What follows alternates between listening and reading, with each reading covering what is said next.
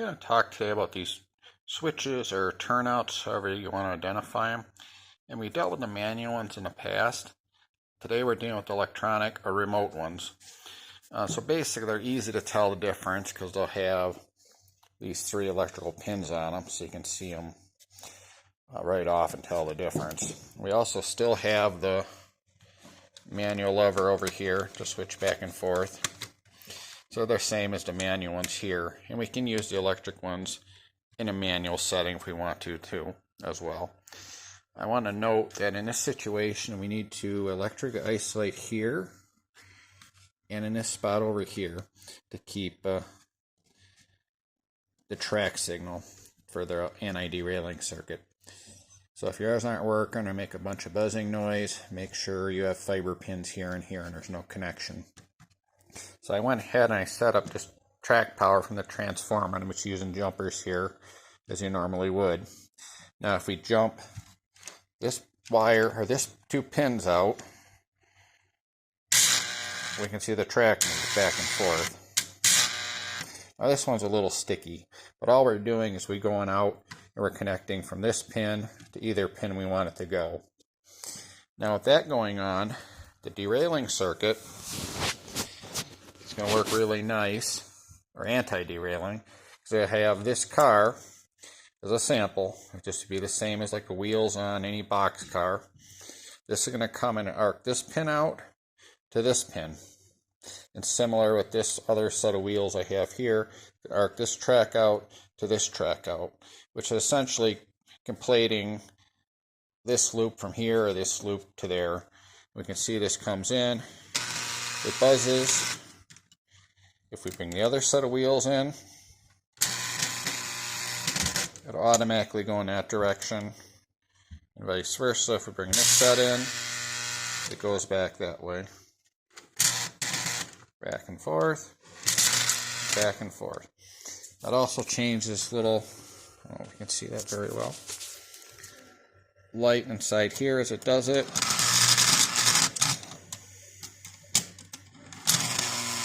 From red to green, so we do have a signal light somewhere out there.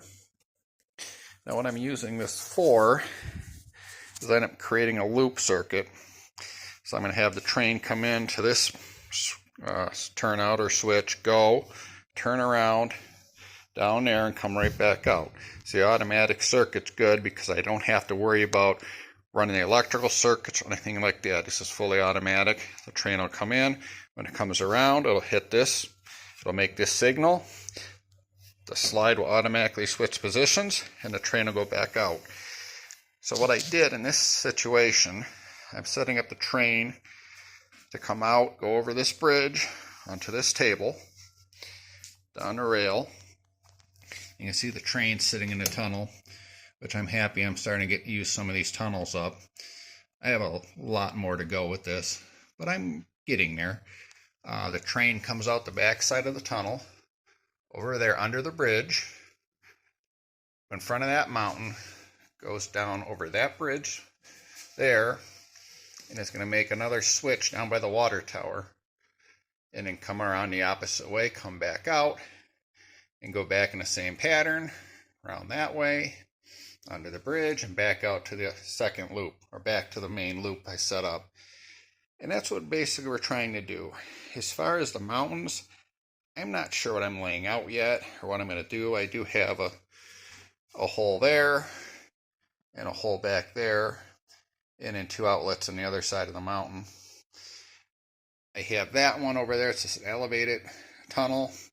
And I have this one here, which I'm not sure. It's got the through tunnel on it. And I got this little platform on the side. I was hoping to maybe line up with the eggs of that tunnel back there, but I don't know. I got to figure out how this sets up and the best way to do it.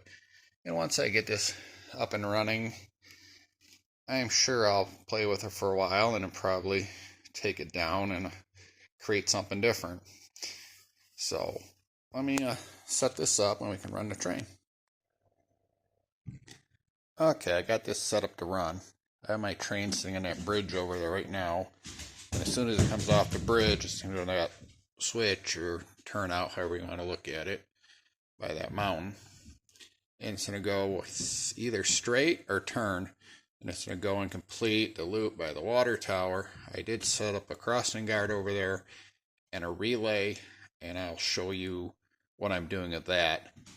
I also went ahead and I got that white and black wire, and all I did for that is I jumped it from the power supply to there. Basically, every time you have one of these connections, you have potential for a voltage drop because the pins aren't exactly, tight. Sometimes they get corrosion in them. I'm using different tracks that I bought from different times, and some are nicer, some are, not as good. But it is what it is. So I did go ahead and jump that, and if I had other bad spots, I could run, wires anywhere I want it on the track, and it ain't going to hurt anything. As long as they're, in the same voltage or polarity or whatever. You have the outside rail going to the outside rail and the inside rail going to the inside rail wiring. If not, you'll get this green light flashing, if not, to tell you that there's a short. So what I got over here now is I made this loop on this side as tight as possible just to see how tight I could get it.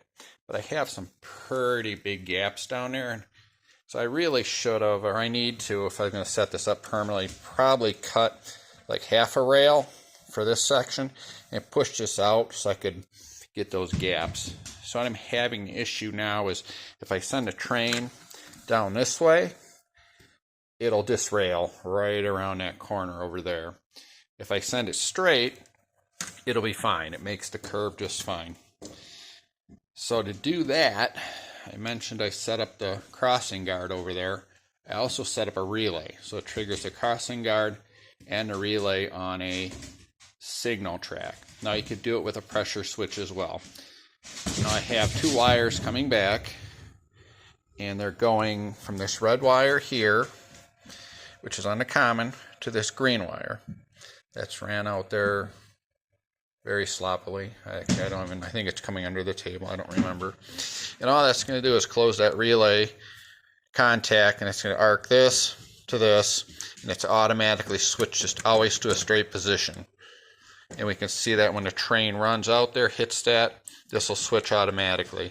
So every time it'll come in, it'll go straight. Now, that's the reason I'm doing it, but also if we set up a circuit where we had a train station or we had a dead spot in the track that we want, to stop at a station or for whatever reason, like we've done in previous videos, and we had the train come in from both ways, it wouldn't necessarily stop in the same spot every time. So we can use this type of circuit to make sure it comes into that station in the same direction every time. And it's just a bonus. We could use a pressure switch anywhere else in the track to reset this. As long as our train, the last car, is out of this thing, we can re-trigger it. And I'm just using it a bonus over there with the signal track with the crossing guard section. We could put that anywhere else in the track as long as the train passes this switch. So I'm going to go ahead and fire this up. And we'll run the train. And it makes the turn. See the light signal track come on, the crossing guard. We'll watch it run around and come back out the tunnel over here.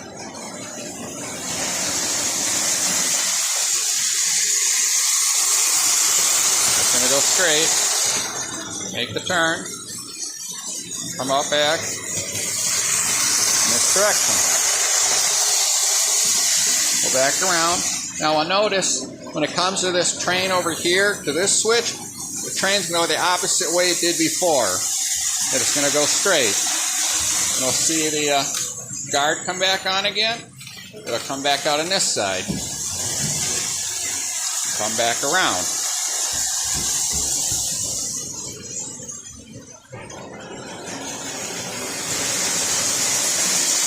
And the train will go straight again.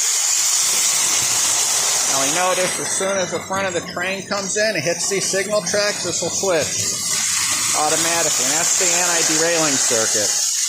That's how this system works. And we'll get the same thing over here. Now if we watch, when it comes near that crossing guard, turns on. There's our contact arced out there. So that's how it works. I'm going to stop this. Now, this is kind of a wasteful circuit, I guess, depending on, we're basically sending a track from point A to point B, which we could just put a bridge and go from there with our train. Eventually, I'm thinking about elevating a section over there, just putting a piece of plywood up there and making that turn. So that train would come out of that far mountain and turn and start elevating up to the top. So obviously that would help our return system, help the return, make it easy to go and climb up to the top of a mountain over there. So that'd be a good reason for a switch track. Also, if you had an L-shaped table up against the wall, or 4 tables in a row against the wall, that's sending a train, switching it back and bringing back all the way, 4 tables down or 5, whatever you have set up, will save a lot of track. And you could do that, twice on end. That's why I try to make this as tight as possible.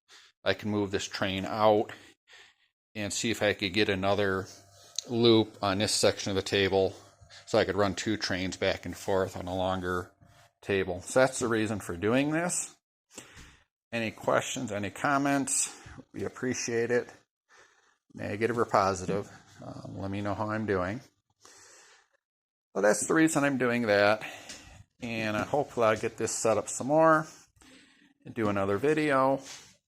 All right, I think the signal circuit over there is from the other video, kind of shows a little bit of use for, we're actually using that circuit to not only turn on an accessory, but actually switching tracks and making something happen in a circuit. So that's it. I'll set up the next circuit and go from there.